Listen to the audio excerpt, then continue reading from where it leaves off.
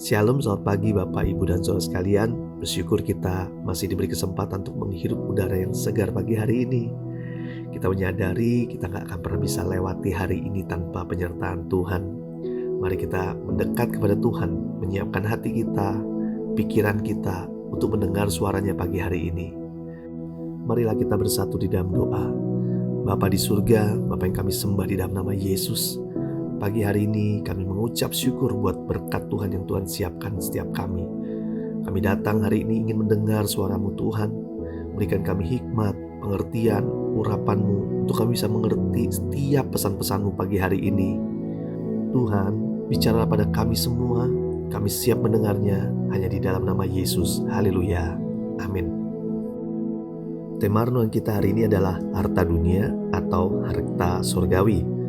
Diambil dari Matius 19 ayat 16-22. Beginilah firman Tuhan. Ada seorang datang kepada Yesus dan berkata, "Guru, perbuatan baik apakah yang harus kuperbuat untuk memperoleh hidup yang kekal?" Jawab Yesus, "Apakah sebabnya engkau bertanya kepadaku tentang apa yang baik? Hanya satu yang baik. Tetapi jikalau engkau ingin masuk ke dalam hidup, turutilah segala perintah Allah." Kata orang itu kepadanya, "Perintah yang mana?"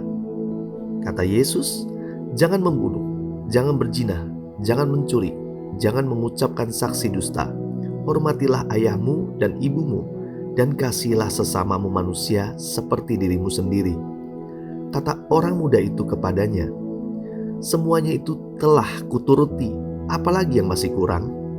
Kata Yesus kepadanya, "Jika engkau hendak sempurna, pergilah, jualah segala milikmu dan berikanlah itu kepada orang-orang miskin.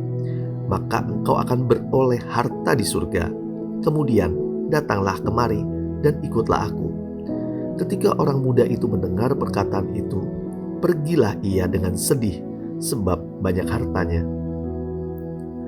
Saudara yang dikasihi Tuhan, di zaman yang serba sulit dan penuh tantangan ini, sebagian besar orang berpikir bahwa mengumpulkan uang atau kekayaan sebanyak-banyaknya adalah jalan yang terbaik untuk dapat bertahan hidup.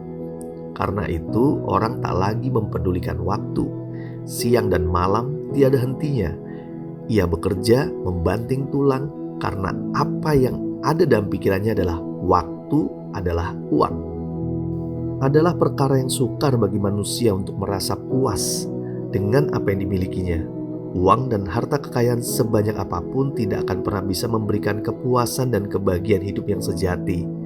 Tidak ada salahnya mengumpulkan uang atau harta kekayaan duniawi, asalkan jalan yang ditempuhnya itu benar dan tidak menyimpang dari kebenaran, serta tidak mengesampingkan perkara-perkara rohani yang jauh lebih penting daripada materi dunia. Saudara yang dikasihi Tuhan, ayat firman Tuhan pagi hari ini mengingatkan kita kembali di Matius 19 ayat 21. "Jikalau engkau hendak sempurna, pergilah, jualah segala milikmu dan berikan itu kepada orang-orang miskin. Maka engkau akan beroleh harta di surga. Kemudian datanglah kemari dan ikutlah aku." Uang dan kekayaan memang bisa menjadi tanda seseorang berhasil di dalam hidupnya, tapi juga bisa menjadi penghalang baginya untuk sungguh-sungguh di dalam Tuhan dan melayani Dia. Seperti orang muda yang kaya raya ini, selain kaya, ia adalah orang yang menurut pandangan mata dikatakan religius, karena ia merasa sudah melakukan semua perintah-perintah Tuhan. Waktu disuruh Tuhan untuk menjual segala hartanya, ia akhirnya memilih untuk meninggalkan Tuhan. Bukti bahwa ia lebih mengasihi hartanya daripada mengasihi Tuhan. Karena di mana hartamu berada, di situ juga hatimu berada. Harta dunia ini bersifat sementara. Karena itu, kumpulkanlah harta surgawi. Jangan tertipu dengan terus-menerus kita mengejar harta dunia yang fana ini, yang akhirnya kita kehilangan harta di surga yang kekal. Mari kita renungkan satu hal ini. Jika kita mau bekerja keras buat harta dunia ini, seharusnya kita juga mau bekerja keras untuk harta di surga. Marilah kita berdoa.